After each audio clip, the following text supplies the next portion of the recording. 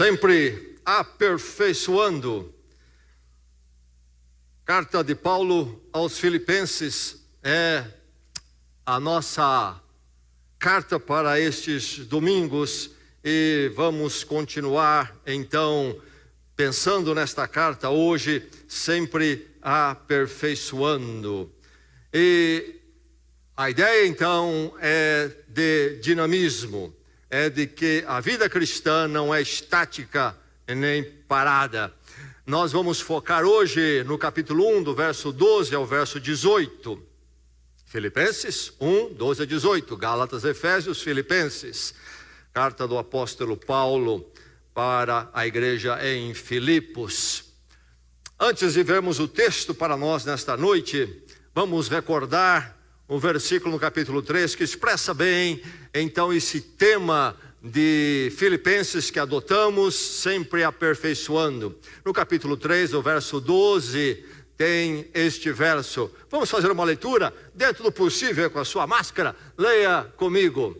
Não que eu já tenha obtido tudo isso, ou tenha sido aperfeiçoado, mas prossigo para alcançá-lo, pois para isso também fui alcançado por Cristo. Cristo Jesus. Aí está então o verso no seu último momento, última parte, estabelecendo um fato. Já fui alcançado por Cristo Jesus. Isso está resolvido. Agora, sendo de Cristo Jesus, nele, por ele sou trabalhado e há então um desenvolvimento, um crescer nas verdades dele, na vontade dele para a minha vida. Sempre aperfeiçoando. E agora o texto para a sua vida nesta noite, para a vida desta igreja. Capítulo 1, do verso 12 ao verso 18. Palavra do Senhor. Você trouxe a palavra?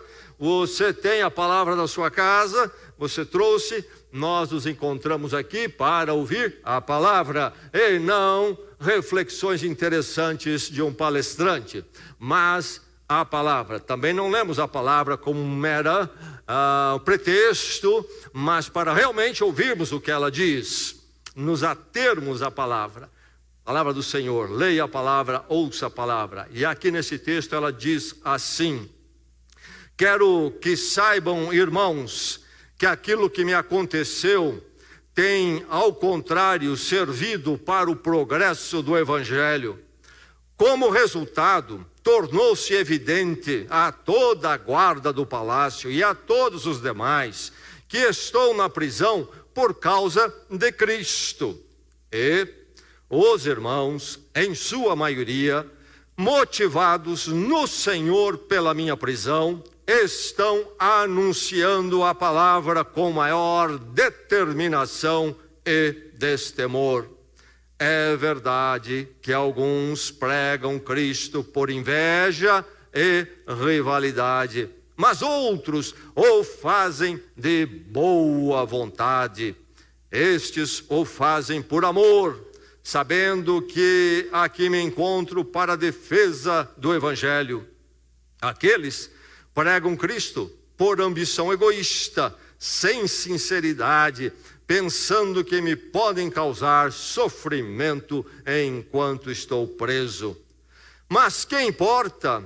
O importante é que, de qualquer forma, seja por motivos falsos ou verdadeiros, Cristo está sendo pregado e por isso me alegro.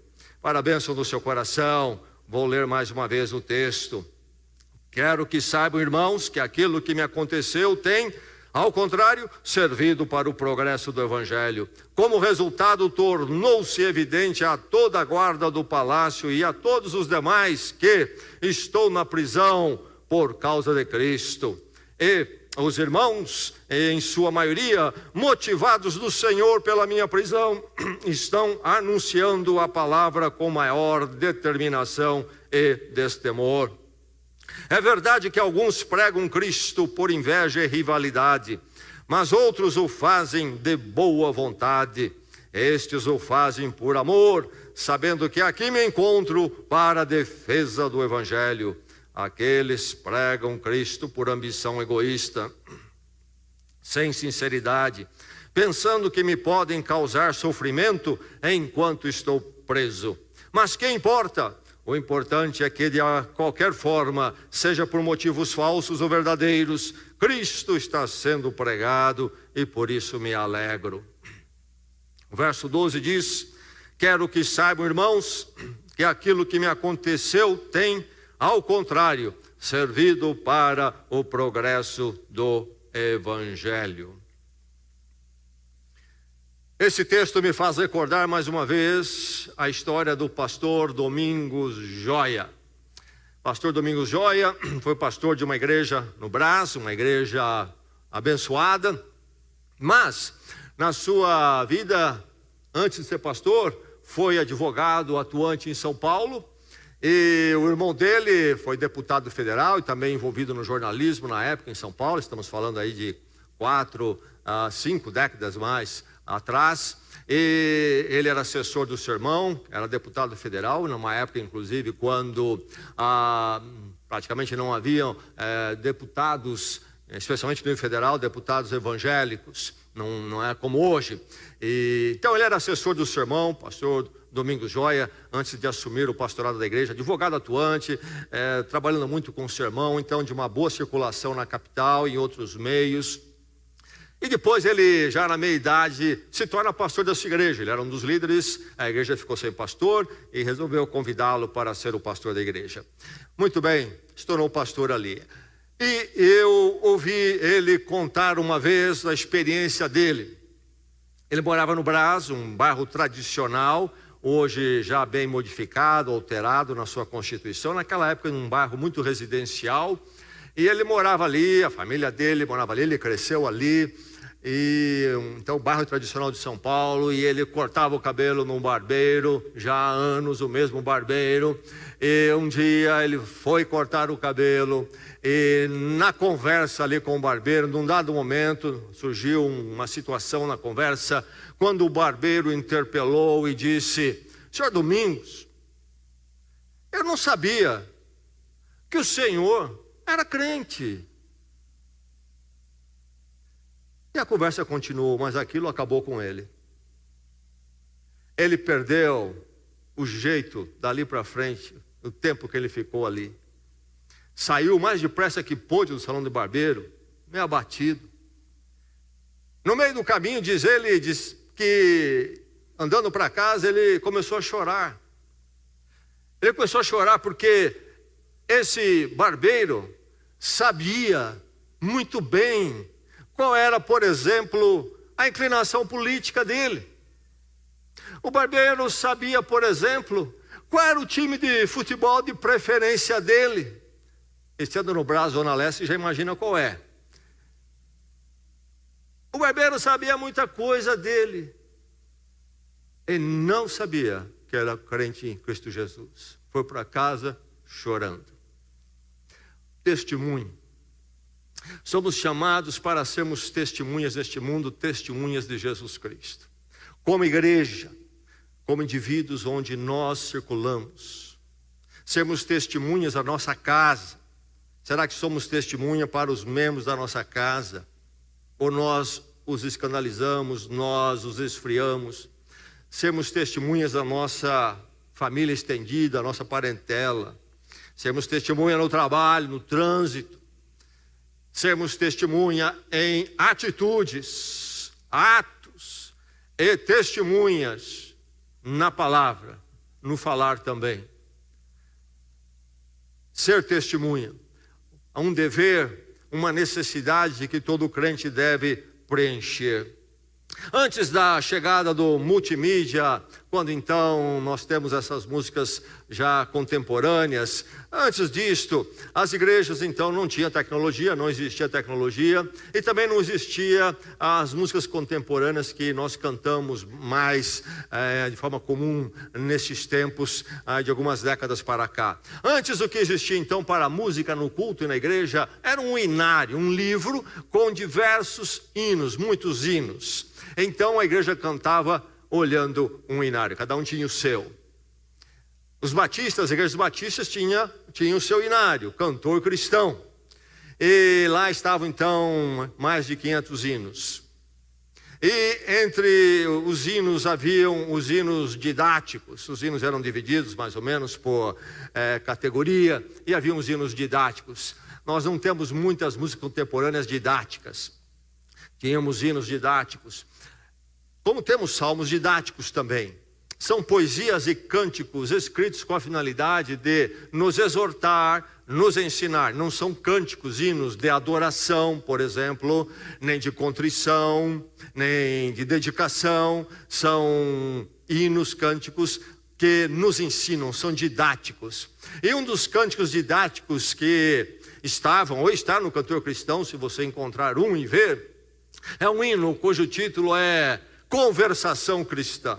Conversação cristã. O que diz este hino? O que fala esse hino nos seus versos, naquela forma da poesia já clássica, mais antiga, em versos, depois no estribilho? Diz assim, primeiro verso: sabeis falar de tudo que neste mundo há, mas nem sequer uma palavra de Deus que tudo dá. E aí o estribilho: irmãos, irmãos, falemos de nosso Salvador, oremos ou cantemos, demos-lhe louvor. E o próximo verso dizia: falamos do mau tempo, do frio e do calor. Bem melhor seria falar do Salvador. E outro verso diz: da cruz também falemos, onde ele nos quis dar seu sangue tão precioso e assim nos resgatar. E o estribilho: irmãos, irmãos, falemos de nosso Salvador, oremos ou cantemos, demos-lhe louvor. Testemunho.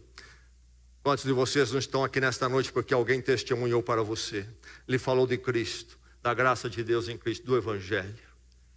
Você certamente tem uma gratidão grande por este. Quem sabe foi na sua própria casa, quem sabe fora da sua casa. Há membros da nossa igreja que são uma inspiração. Eles realmente compartilham o Evangelho, nos encorajam com isso, são uma inspiração para nós. Deus tem levantado muitos do nosso meio que assim fazem. E outros de nós precisamos crescer nisso, e alguns talvez crescer muito. Não somos pessoas que estamos realmente sendo testemunhas como deveríamos ser por onde quer que nós andemos. O apóstolo Paulo, aqui nessa experiência dele, nos fala com testemunho e com palavra, e como ele era alguém que testemunhava de Cristo. Aqui está Paulo, então, em Roma, na prisão domiciliar, narrada no fim do livro de Atos, capítulo 28. Lá está Paulo preso, prisão domiciliar, por volta então do ano 62. De Roma ele escreve à igreja na cidade de Filipos, na Grécia. Ele recebeu o apoio da igreja através da visita de um membro, o Epafrodito. Veio abençoar Paulo, veio encorajá-lo e trouxe uma oferta da igreja. E então Paulo responde com esta carta. E aí está Paulo, então, nessa situação especial, complicada. Como? Paulo está prevalecendo no testemunho. Paulo não está fracassando e nem mesmo estacionado. Paulo está prevalecendo no testemunho. E ele escreve aos irmãos nossos de Filipos, e escreve a nós também, dizendo que prevaleça no testemunho. Estou falando a um coração, uma vida que está prevalecendo no testemunho aqui, ou não, ou não. Prevaleça no testemunho, que você seja conhecido pelo seu testemunho, que você faça manifesto o seu testemunho de Deus em Cristo, assim como o apóstolo Paulo fazia, preso, mas ali prevalece no testemunho, prevaleça no testemunho. Paulo estava numa situação complicada, mas Paulo não perdia as oportunidades, ele discernia as oportunidades. Oportunidades são momentos da vida que vêm em vão.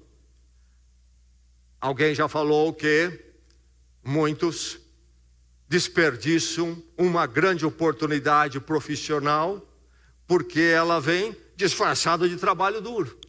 Perdem a oportunidade. Semelhantemente, na pregação do evangelho e do testemunho, nós muitas vezes perdemos oportunidades. Não o apóstolo Paulo.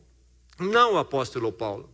Ele diz: irmãos, quero que vocês saibam que o que me aconteceu tem, ao contrário, servido para o progresso do evangelho.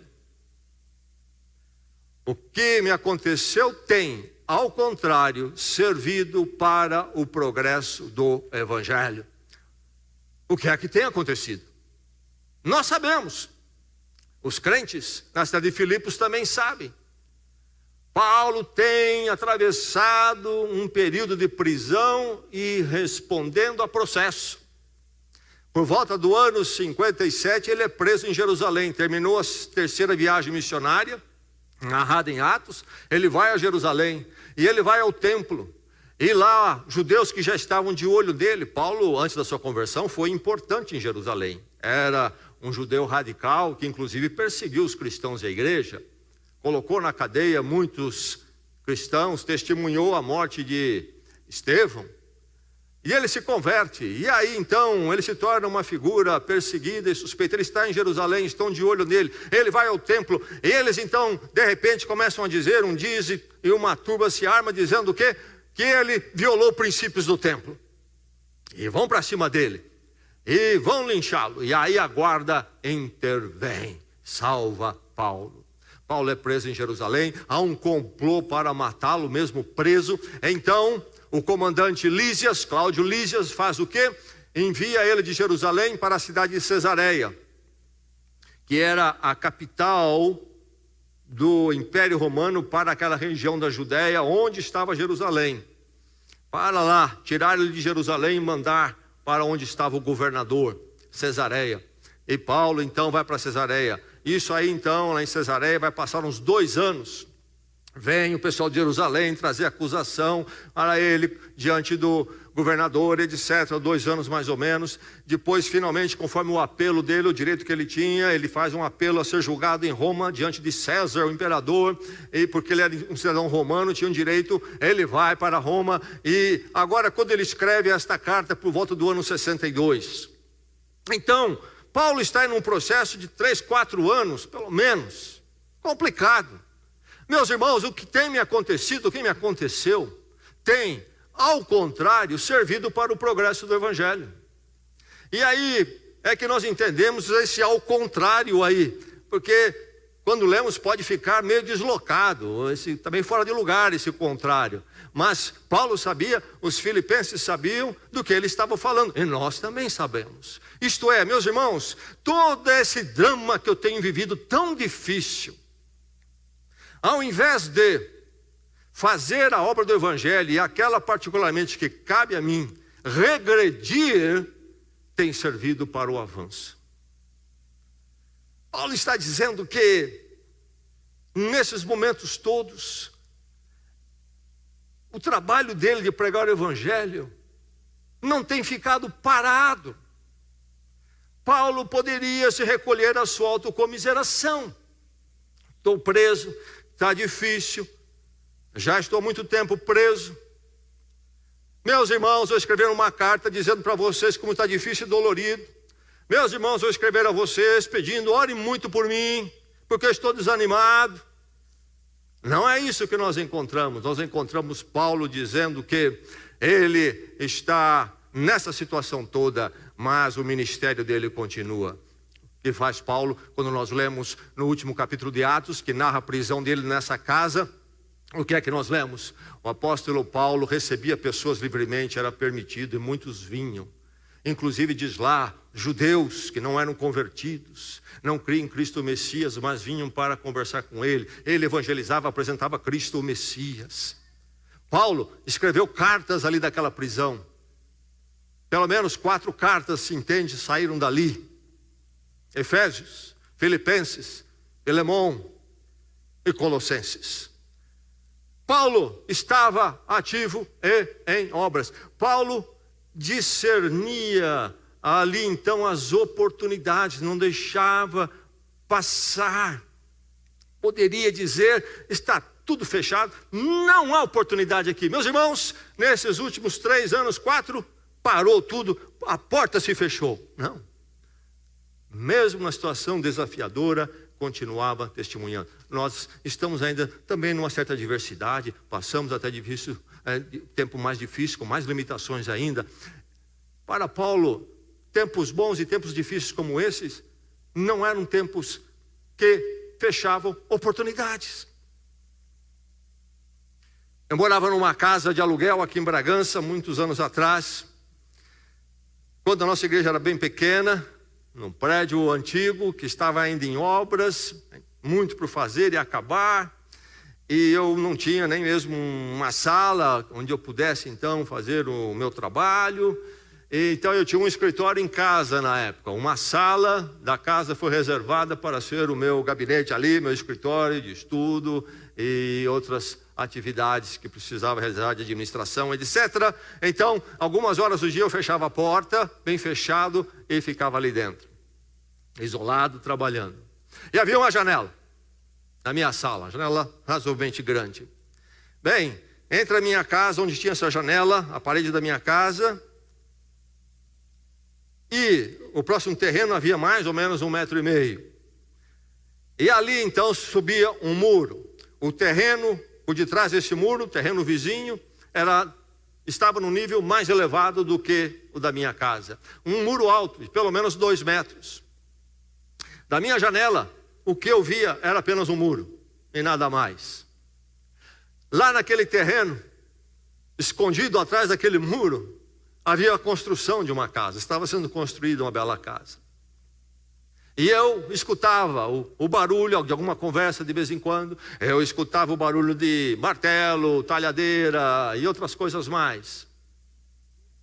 E um dia eu estou ali, trabalhando, porta fechada, e começo a escutar a conversa de 2 pessoas, muro alto, não podia ver o rosto deles, não conhecia as pessoas que trabalhavam lá, mas a conversa eu ouvia, e sei que eram 2 pessoas, talvez 2 pedreiros, trabalhando, e a conversa começou a caminhar, e num dado momento, um deles introduz o assunto do Evangelho, e ele começa a evangelizar o seu parceiro de trabalho. E eu fiquei acompanhando aquela conversa, e como esse irmão nosso, que eu não conheço, e talvez eu me encontrar com ele somente na eternidade, se eu ver ele na rua de Bragança, não vou saber que é ele, mas Deus sabe quem ele é. Esse irmão estava ali, e eu ouvi, explicando o Evangelho para o seu parceiro de trabalho. E o que eu fiz, o que eu podia fazer, eu orei por ele. Parei tudo, orei por ele. Que Deus o abençoasse, enquanto ele falava. E ele também não sabe que havia alguém orando por ele ali. Oportunidades. Oportunidades vêm e vão. Paulo podia se recolher à situação sem oportunidades, essa daqui. Eu já fiz muito, agora estou preso, vamos parar um pouco. Não, irmãos, eu quero que vocês saibam que é o contrário. O que tem me acontecido tem servido para o progresso do Evangelho. Paulo é esse que discerne as oportunidades. Meu irmão, quantas oportunidades. Quem sabe o aniversário do amigo, do parente, que hora importante para dar um mimo para ele e talvez um Novo Testamento também. Recomendo que você, minha recomendação, talvez outros pensem diferente, quando você der alguém para evangelizar a porção da Bíblia, dá o Novo Testamento, não dá a Bíblia inteira, que eles acabam se perdendo na toda a história do Velho Testamento, porque não tem alguém que explique, como aconteceu com o eunuco, não é? Lá no capítulo 8 de Atos, que ele pede para Filipe explicar a ele o texto de Isaías. Se alguém não me explicar, como é que eu vou entender esse negócio? Enfim, um Novo Testamento. Mas por que não? E outras coisas mais, o nosso WhatsApp que rola daqui para lá. Que oportunidade para enfiar o Evangelho ali no meio. Agora, note bem, tome cuidado nesses dias, que nós queremos anunciar Deus ao mundo, sim. Mas Deus em Cristo. Cuidado com as mensagens que falam de Deus à parte de Cristo. Cuidado com elas, porque nos nossos dias nós vamos percebendo um movimento de um tipo de uma religião mundial que fala de Deus e então vai se tentando pressionar as religiões a abrirem mão dos seus fundamentos para ver se elas conseguem se encontrar nesse Deus genérico por aí, e o que alegra todo mundo e satisfaz todo mundo. Cuidado com isso. Nós pregamos a Deus em Cristo e somente em Cristo. Eu sou o caminho, a verdade e a vida, ninguém vem ao Pai a não ser por mim, e ponto final. Então, cuidado para você não cair num engodo de você parecer que está falando e não ser eficaz porque não é em Cristo. Aliás, não querem que falemos de Cristo. Se falamos de Cristo, é um Cristo construído para agradar o politicamente correto. Falar da exclusividade de Cristo fecha qualquer porta. Se falar do Cristo genérico, abre todas as portas. Então, meu irmão, cuidado na evangelização. Não esqueça de falar de Cristo. Aqui nós temos o texto que nós lemos, e Paulo fala de Cristo e do Evangelho, isto é, Deus em Cristo no mundo, vai à cruz por pecadores, porque pecadores são condenados eternamente e não tem solução a não ser a obra de Deus, a graça de Deus em Cristo, perdão e nova vida, então, no poder de Deus em Cristo, na mediação de Deus em Cristo. Enfim, discernindo as oportunidades. Será que você tem deixado passar? Você está tão aí desgastado com as responsabilidades, o que tem que fazer? Sim, são muitas, eu entendo que o peso de vocês é muito grande, as atividades, os compromissos, e tem que se cumprir isso. Mas Paulo também viveu isso, mas mesmo assim, no meio de tudo isso, ele encontrou formas de servir o Evangelho e levar o progresso do Evangelho para frente. E eu e você precisamos fazer a mesma coisa, prevalecermos o testemunho. Prevalecermos, não recuarmos, não ficarmos estacionados, mas prevalecermos, crescermos no testemunho, discernindo oportunidades. Mas olhando o drama de Paulo, nós vemos que a experiência dele, o testemunho dele, nos fala e nos ensina muito mais, de forma mais profunda ainda. Por quê? Porque Paulo vem ali dessa experiência mais recente dos últimos 3, 4 anos. Poderíamos falar da vida dele toda, mas nesses últimos 3, 4 anos, ele vem do quê? De adversidade após adversidade, de situação após situação difícil, momento complicado. Já narrei aqui uma parte, deixe-me recordar novamente, para falar apenas desse último momento dele, que ele se refere aqui. Ele é preso em Jerusalém. Você pode ler lá em Atos 21 a prisão dele. A turba vai para cima dele e vai liquidá-lo. Guarda romana então intervém para libertá-lo e protegê-lo. E quando a guarda consegue arrastá-lo no meio da multidão ali, tira ele de lá, ele pede ao comandante a oportunidade de falar para essa multidão, para essa turba que queria lixá-lo. Veja só, Paulo é alguém que aproveita a adversidade. Paulo aproveita a adversidade. O povo está reunido aqui. Eles querem me lixar porque eu estou convertido e levanta uma acusação aí que não é verdadeira, etc. Olha a turma aqui. Por que não falar para eles? Eu e você talvez faríamos o quê? Comandante, isso mesmo, tira-me daqui o mais depressa possível. Vamos embora! Não, Paulo. Por favor, comandante, posso falar com o povo aqui? E o que ele vai falar para esse povo que queria lixá-lo? Paulo prega o Evangelho. É claro, ele começa como se fosse fazer uma defesa da situação, do argumento. Ele sempre fazia isso. E daqui um pouquinho ele entra com o Evangelho e começa a falar com a turba sobre o Evangelho. É claro que aí o povo reage de novo. E aí então a guarda leva ele embora. Adversidade, momento difícil. Mas Paulo aproveitava. Aí ele está diante, logo em seguida, de Cláudio Lísias, que era então comandante de toda a guarda romana em Jerusalém. E o comandante então vem conversar com ele. Como é que é esse negócio? Você disse que é cidadão romano, como é que é isso? O que acontece? Paulo começa a defender, argumentar a situação, e daqui um pouco, Cláudio Lísias, o comandante da guarda romana, vai ouvir o quê? O Evangelho. O Evangelho. Situação difícil diante ali do comandante maior da guarda romana na grande Jerusalém. Que situação adversa, difícil. Testemunho de Paulo, prevalecendo no testemunho, discernindo as oportunidades, aproveitando as adversidades. E aí então ele, por ser cidadão romano, ficam debatendo o que fazer com ele. Surge um complô para acabar com a vida dele mesmo preso. Querem criar uma situação ali para abrir uma oportunidade para matar Paulo. O comandante fica sabendo disso, então o transfere de Jerusalém para Cesareia, onde ficava o governador regional, que Roma colocou lá, um interventor. Não quis que ninguém ali da terra fosse o que estivesse debaixo deles, comandando a região. Colocou alguém deles. Quem era ele? Félix. Félix recebe Paulo. E aí, então, o que acontece? Vem a turma de Jerusalém, os líderes, para trazer a acusação diante do governador. E o que acontece naquele encontro? Paulo prega o Evangelho. Félix, o governador, vai ouvir Paulo mais tarde outra vez, e depois ele chama Paulo diversas vezes, inclusive em companhia da sua esposa Drúzila. E o que é que Paulo vai dizer a ele? O Evangelho de Jesus Cristo.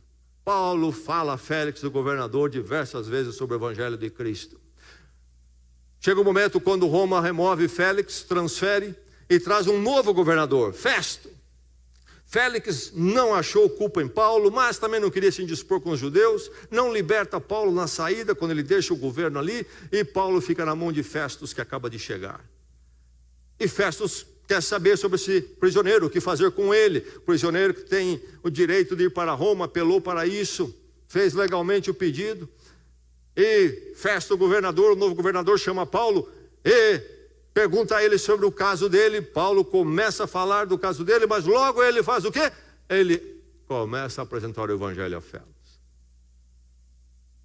Começa a apresentar o Evangelho a Festo. Aproveitando a adversidade. Paulo finalmente é transferido para Roma. Aliás, antes disto, é interessante ver lá em Atos que Festus recebe a visita de um pequenino reizinho, que era neto de Herodes o Grande. Herodes Agripa II, neto de Herodes o Grande. Ele não recebeu a Judéia para ser governador, a Judéia estava de intervenção, então Roma, para acalmá-lo, deu um pequenino território ali vizinho para ele. E em um dado momento ele vem visitar Festus, governador de toda a Judéia, governador romano para a região. E quando ele vem visitar Festus, Festus fala para ele de Paulo: olha, tem um prisioneiro aqui, assim, assim, assim.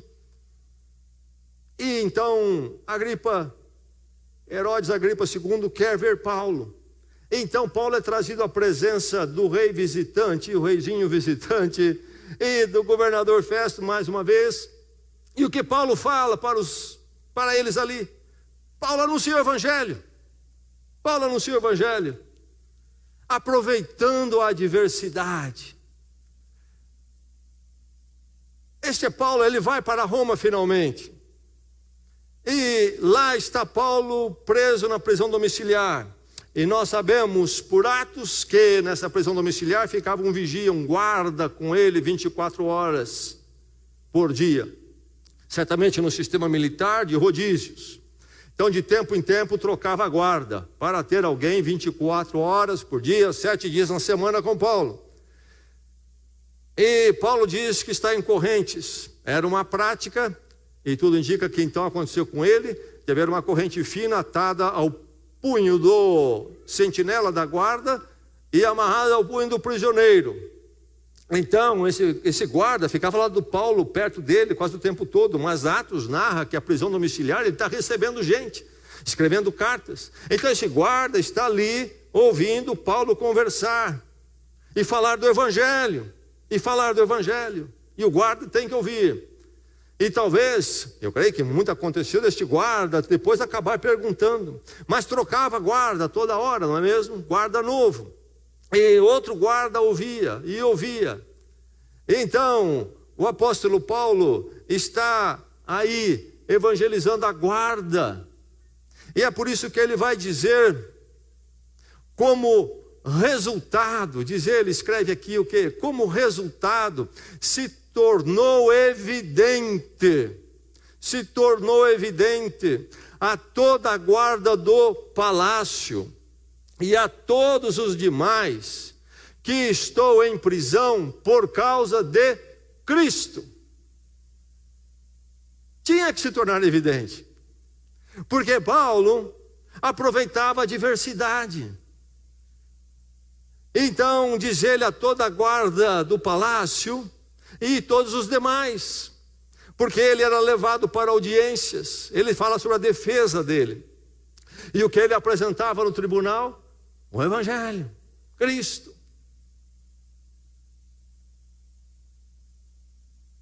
Ou da guarda do palácio, e no original realmente é a guarda pretoriana.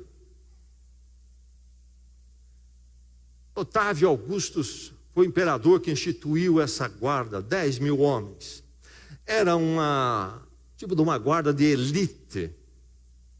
Tinham um salário dobrado, eram escolhidos a dedo. E esta era a guarda pretoriana, a guarda do palácio. O evangelho circulou entre eles por causa de Paulo. E os demais também. Agora, note que Paulo diz, ficou evidente para eles que eu estou preso por causa de Cristo. Certamente as acusações vinham que ele violou lá o templo, que ele causou problemas. O pessoal que se levantou e fez o tumulto, e talvez diziam, não, ele causou tumulto aqui, é um desordeiro. Todo tipo de acusação estava no ar, todo tipo de ideia, se falava, não é? Na boca do povo, quem sabe. Mas passado o tempo e esse pessoal sendo exposto a Paulo, para eles ficou evidente que a razão dele estar preso é por causa de Cristo. Note bem, ele não está preso porque ele usou um caixa 2 no seu ministério, enfiou a mão no dinheiro, explorou o povo, não é porque ele traficou dólar dentro da Bíblia, não foi parar na cadeia por essas razões, é por causa de Cristo. Sou um prisioneiro de Cristo, na verdade, diz ele. A diversidade, mas um momento precioso para prevalecer no testemunho. Aí está o nosso irmão Paulo, nos inspirando, na verdade. Que Deus nos faça uma igreja, faça de mim e você alguém que prevaleça sempre no testemunho. E eu e você possamos também discernir as oportunidades e inclusive aproveitar as adversidades. Não é verdade que o testemunho que mais nos impacta é de alguém que eu sei que está passando por uma adversidade? Não é verdade que o testemunho que tem mais peso é daquele que está no momento mais difícil? Sim, aquele que está no momento bom também deve testemunhar. Há um lugar para isso, é necessário que testemunhe. Mas não é verdade que na adversidade há ali algo muito proveitoso, que as pessoas vão nos ouvir com mais cuidado? O que é que a sua fé faz para você? Como é que Deus em Cristo aí fica junto com essa situação sua? Você ganha até um peso e uma autoridade a mais. Prevalecer no testemunho. Meu irmão, minha irmã, que eu e você possamos prevalecer no testemunho, como o apóstolo Paulo fez. Que essa igreja prevaleça o testemunho. Mas há um problema que não é novo. Acontecia naqueles dias, aconteceu através dos séculos, acontece à volta do mundo aqui todo. Qual é o problema? O apóstolo Paulo diz: há alguns que estão pregando Cristo, mas por inveja e rivalidade. Note bem, alguns estão pregando Cristo. Paulo não está se referindo a pessoas que não são crentes. Paulo não está se referindo a pessoas que estão pregando heresias, doutrinas erradas, distorcidas. Ele lidou já na sua vida, nós sabemos disto, com pregadores até dentro da igreja que estavam distorcendo o evangelho. Por exemplo, o livro de Gálatas foi escrito às igrejas da Galácia para corrigir esse problema. Pessoas que estavam distorcendo o evangelho lá. Colossenses a mesma coisa. Mas não esses aqui. Esses aqui estão pregando Cristo. Estão pregando o evangelho. Estão pregando o que Paulo pregava. Irmãos, porém, por inveja e rivalidade. Paulo sabia disto. Paulo sabia que haviam alguns réprobos. Irmãos que estavam, pelo menos num aspecto das suas vidas, em estado reprovável. Mas Paulo se acautelava deles. Eles não estavam afetando Paulo. O que acontece? A igreja é um lugar de ajuntamento. E o coração humano, pecador, na verdade, comum a todos nós, em qualquer ambiente que podemos circular, é fácil nós começarmos a ver o espaço como lugar de promoção pessoal. Um lugar para o meu destaque. Um lugar onde eu sou importante. Um lugar onde eu faço o meu público. Eu penso que a maior parte do que existe aí fora desse mundo gospel é movido por isto. Rivalidade, inveja. E Paulo vai dizer o que mais no verso 17, versos 15, rivalidade e inveja, verso 17, por ambição egoísta, visando um bem próprio, financeiro, posição, status, popularidade, fama. Eu creio que grande parte por aí, ainda mais agora que se ganha esse espaço, ou essa ferramenta midiática, dentro da igreja de Jesus Cristo. O nosso coração, o nosso caminho precisa ser vigiado, porque isso facilmente acontece. Quando Jesus conversa com os seus discípulos em Mateus 16, e então ele afirma ser a pedra ali da igreja, e então ele fala da sua morte que haveria de vir. Pedro o repreende e diz para ele não falar nisto. E então Jesus diz para Pedro: arreda-te de mim, Satanás. Pedro era um dos apóstolos, andava com Jesus, e Pedro, depois da morte de Jesus, seria um dos grandes apóstolos. Agora Jesus chama ele de Satanás. É Pedro Satanás? Não. Mas há momentos, situações que nós podemos ser usados pelo diabo. Paulo fala destes aqui. Nas fileiras da igreja. Pessoas que têm expressão, têm influência, pessoas que estão em evidência na igreja, pessoas que estão pregando Cristo. Mas para quê? Para tentar causar sofrimento a Paulo. Eles entraram numa competição por espaço. Qual é o meu espaço no reino de Deus? Qual é o meu espaço na igreja, entre os irmãos? Paulo chegou, o apóstolo, ele está preso. E ele é um camarada que prevalece no testemunho. Ele é um camarada que discerne as oportunidades, e mais, ele até aproveita a adversidade, e está pregando e anunciando, e o pessoal está falando dele. Paulo chegou, e agora o meu espaço está diminuindo aqui, e eu não gostei. E agora nós vamos pregar mais que ele, para dar uma baixada em Paulo, e nós ficarmos com o nosso espaço. Inveja e rivalidade. Meu irmão, minha irmã, infelizmente isso acontece na igreja. E Paulo então escreve aos Filipenses. Por que ele escreve? Paulo, você está entrando aí em algo muito negativo. Vamos falar de coisas bonitas e belas, Paulo. Nós somos crentes. Por que Paulo fala disso? Certamente ele não fala para amarretá-los. Inclusive ele não vai entrar no jogo deles. Ele diz: me alegro que estão pregando o evangelho. Preste atenção. Paulo não se alegra de forma nenhuma no modo, no como eles estão pregando. Isso não, jamais ele falaria. E aqui fica evidente que ele não está apoiando isto. Paulo se alegra com o fato de que Cristo está chegando a algumas pessoas, através deles. Muito bem, Paulo, mas por que então você falar deles? Não é uma questão de birra de Paulo com eles. Paulo está escrevendo os irmãos em Filipos. Paulo está levando aqueles irmãos a um amadurecimento, um crescimento. Eles precisam ficar atentos que essas coisas acontecem. E então isso não afetá-los. Isso não vir arrefecer o testemunho e a vida deles.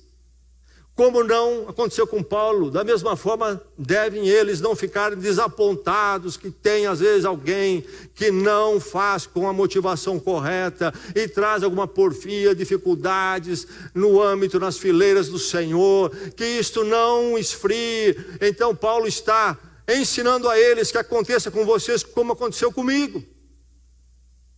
Vamos em frente. Vamos fazer o certo, nós que sabemos o certo, vamos fazer a obra do Senhor.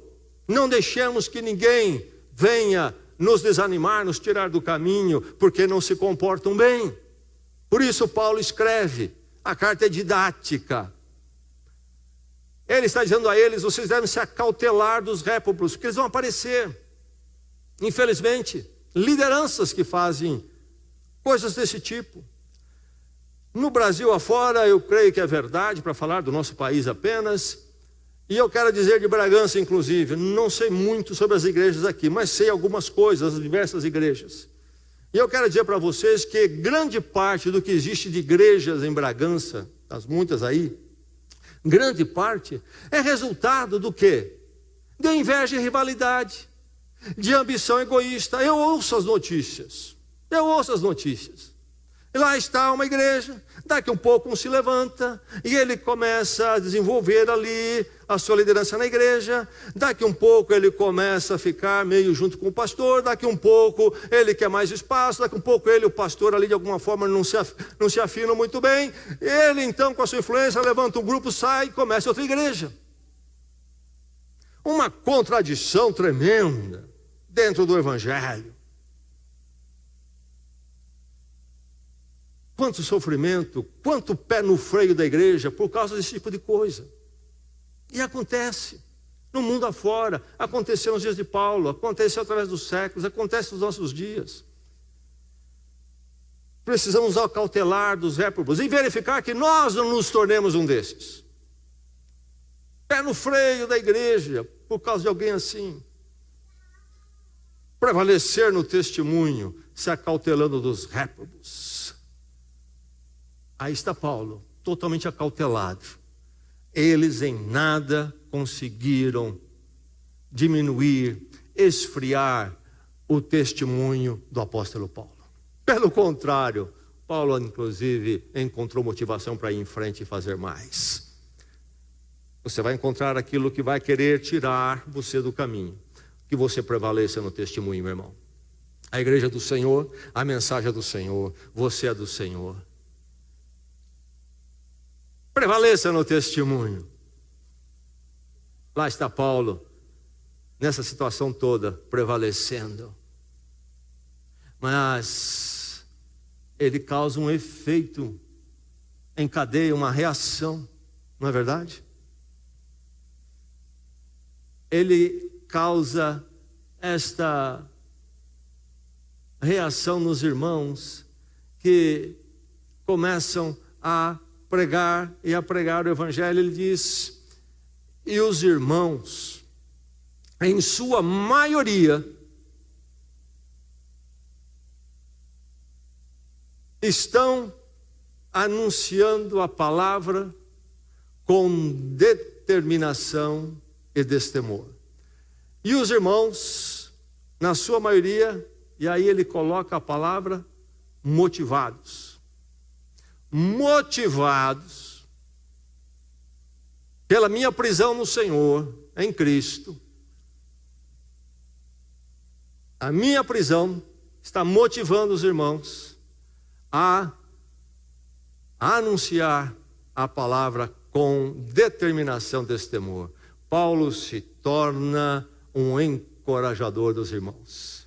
Os irmãos veem Paulo testemunhando em toda a sua história e drama, e aquilo os inspira, os motiva. Meu irmão, minha irmã, a Igreja de Cristo não precisa de desencorajadores. O mundo já faz isso. Não precisamos de nenhum crente colaborando.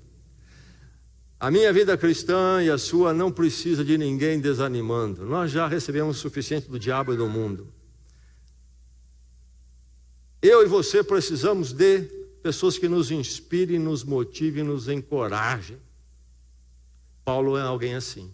Ele prevalece no testemunho de vida e de palavra, e com isso ele inspira os irmãos ali em Roma a serem mais determinados e destemidos na pregação, no testemunho, na vida cristã.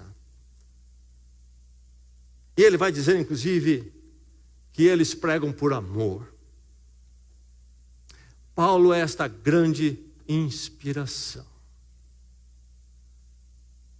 E eu e você possamos prevalecer no testemunho. Que esta igreja possa prevalecer no testemunho. E nós possamos sempre discernir oportunidades, aproveitar adversidades, nos acautelarmos dos réprobos e olhando para o Senhor irmos em frente e sermos uma inspiração, motivação. Não é verdade que quando você encontra um irmão mais firme na fé e que testemunha, você se sente estimulado, inspirado por ele? Não é verdade? E você pode fazer a mesma coisa por outros e pela igreja do Senhor, e eu também. Que Deus nos fortaleça para sermos então esses que prevalecem no testemunho. E novamente eu friso o testemunho do que, meu irmão? Testemunho de que Deus amou o mundo de tal maneira que deu o seu Filho. Ele veio para um homem, uma mulher que é pecador e devedor, vida vazia, não tem significado, não tem paz. Não se iluda com a fachada que aqueles que estão à sua volta lhe vendem. Lá dentro tem um coração conturbado e problemático. Sim, está anestesiado. Ele sabe que é tão difícil que eles anestesiam o próprio coração. Mas há uma vida vazia que o materialismo, o hedonismo não pode preencher. Há culpa, sim. Tudo isso está lá. O ser humano resiste em admitir. Mas há uma carência, uma necessidade profunda, tão profunda que Deus veio em Cristo e só Ele pode resolver isso. Esse drama está na vida daqueles que lhe cercam, como esteve na sua vida um dia antes de Cristo. E somente Cristo pode nos levar a Deus e encontrar o perdão, a paz com Deus e de uma vez por todas, para toda a eternidade, e nos dar então um propósito, um significado neste mundo cheio de gente vazia, que sobra somente drogas para ajudar a levar a vida. Nós temos a mensagem do Evangelho, e Paulo sabia disso muito bem. Não é uma luta fácil, envolve adversidades. O mundo bate firme, mas o mundo precisa do Evangelho. E Deus nos deixou em Cristo neste mundo para esta obra, e também a sua igreja. Eu tenho um amigo, pastor nos Estados Unidos, que muitos anos atrás ele foi lá para Israel participar de um projeto de 2 semanas de escavação arqueológica. Ele, participando de um pequeno grupo, foi para lá, e lá então num sítio arqueológico, onde está sendo desenvolvida por arqueólogos ali, escavação e tal, de algumas coisas que encontraram. Ele foi lá por 2 semanas participar, aprender e ver como é que é feito, e ficou lá acampado e participando daquilo. Mas o grupo tinha um guia. Quando grupos vão a Israel, eles precisam contratar um guia ali autorizado pelo governo. Então tinha um guia. E este guia era muçulmano. E meu amigo, então, travando amizade ali com o guia, começou a tentar falar a ele do Evangelho, conseguiu falar do Evangelho.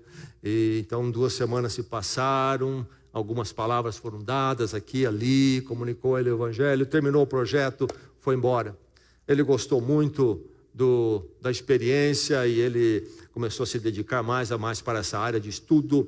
No ano seguinte ele resolveu retornar à experiência. De novo, participando de um pequeno grupo, foi para lá, o mesmo sítio arqueológico, fazer novas escavações, participar das escavações. E haviam contratado o mesmo guia, esse mesmo cidadão muçulmano. E lá então se reencontram, já se conheciam, em todas aquelas amenidades do reencontro, e estão no carro para viajar algumas horas até chegar ao sítio arqueológico. E ele novamente já começa a conversa ali com o guia muçulmano, e já ali na chegada ele introduz a questão do evangelho novamente. E aí o guia pensou, opa, outra vez ele já falou comigo, agora ele chegou, já está falando de novo. Questionou o meu amigo, por que você insiste em falar a mim, um muçulmano, sobre Jesus Cristo, o cristianismo, o evangelho? Ele disse para o muçulmano,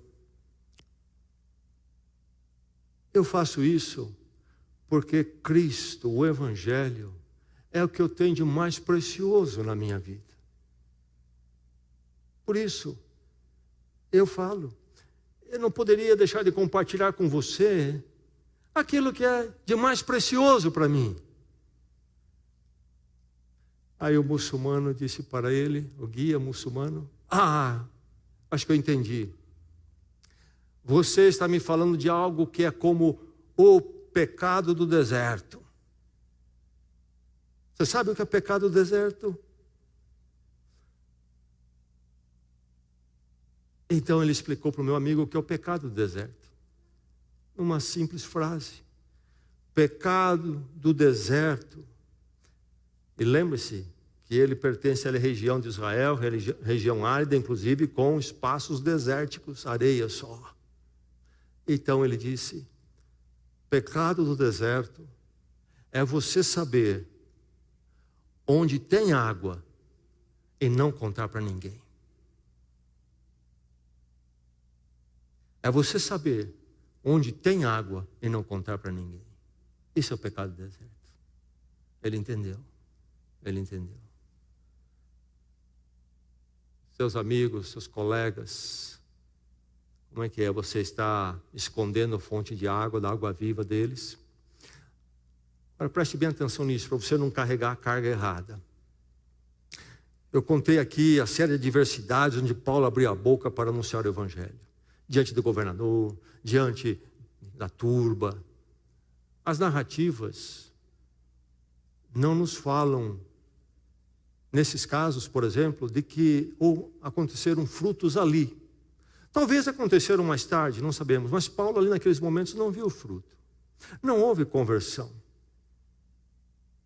Mas Paulo continuou prevalecendo no testemunho. Meu irmão, minha irmã, não coloque sobre você, não está sobre nós a carga de convertermos alguém. Isso somente Deus, na ministração do Espírito Santo, pode fazer. A nós é pedido apenas o quê? Que nós prevalecemos no testemunhar. Só isto. Só isto. O resultado, mudar um coração humano, meu irmão, não tem poder, argumento humano que faça isso. Só o Espírito Santo pode fazer isso. Você é apenas testemunho. E nós não sabemos, uma vez a palavra lançada, a semente atirada no coração, o que vai acontecer. Parece que não aconteceu nada, mas deixe-me dizer, o testemunho dado é um testemunho cravado no coração. Nunca mais a pessoa se esquece. Ele pode comprar o melhor dos apagadores, tentar limpar, não consegue, vai estar lá para sempre. E essa semente pode germinar um dia. Talvez, como Paulo diz aos Coríntios, alguém planta e outro rega. Um dia Deus envia um outro para o caminho dele. Você nem vai saber. Talvez você até parte caminhos. E alguém envia um outro que vai regar. Talvez Deus vai enviar uma situação que vai levar essa pessoa a lembrar de forma diferente o que você falou. Meu irmão, você é chamado apenas para testemunhar. Com dedicação, sim, mas testemunhar. Confiando na obra de Deus. prevalecer no testemunho. Que Deus faça de você alguém que prevaleça no testemunho. E a pergunta, aliás, onde você circula? Quem é que está testemunhando para quem? Lá na sua classe, na sua sala de aula, no seu ambiente de trabalho. O mundo está testemunhando para você sobre o evangelho do mundo, os seus colegas, seus amigos, parentes, ou você está testemunhando para eles? Tenho certeza que o mundo não fica quieto, ele proclama e prega a sua mensagem para você. É assim ou não é? E nós, da mesma forma, com mais convicção, porque nós temos a água da vida, possamos prevalecer sempre no testemunho para a glória de Deus. Vamos orar? Vamos à presença do Senhor.